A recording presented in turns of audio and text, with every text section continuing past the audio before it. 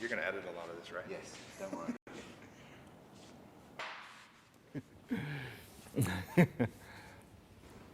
Am I supposed to be looking at you?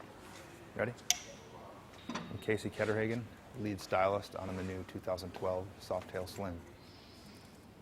Some of the cues I go through, some of the cues that tie it back to the old, the old 40s and 50s FLs, ELs, things like that are, to me a bike is all about proportion, and if it's not only bikes about proportion, it's everything in general. If you're looking at early hot rods, early customs, it's all about the proportion and how the bike looks and how everything plays together. So with this bike in particular, one of the things that I tried to do was get the bike back narrow again in the back, so that the motor looked proportionally big, looks big in the frame.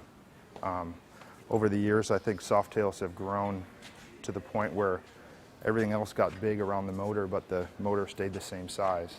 With this bike, I'm trying to really look back at historical bikes and try to get that proportion back dialed into where they were in the, in the 40s and 50s. And you'll see retro cues throughout the bike that tie it back to that era.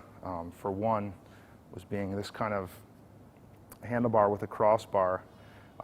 The early Harleys, they were called Hollywood handlebars, and that was an aftermarket bar. I'm not really too sure on the whole history, but I think it was a bar that allowed people to put accessories, attach accessories to it.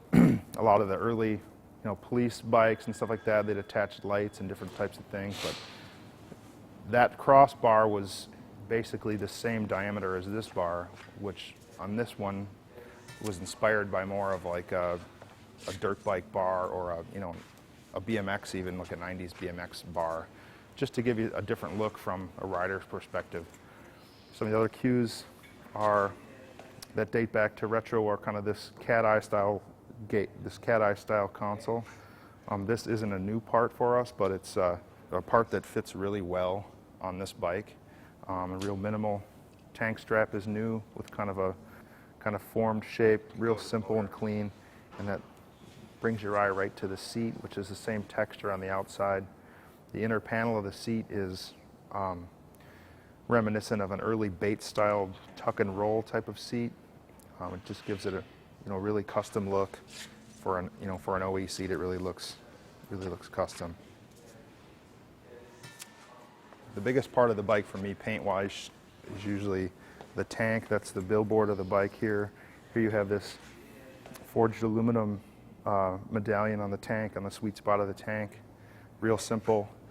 And the idea behind this bike being that way is it's kind of a really clean, simple canvas where you could take either way. You could, it's really minimal right now, but you could go to the opposite and add a lot of P&A parts, or you could actually strip more parts off it.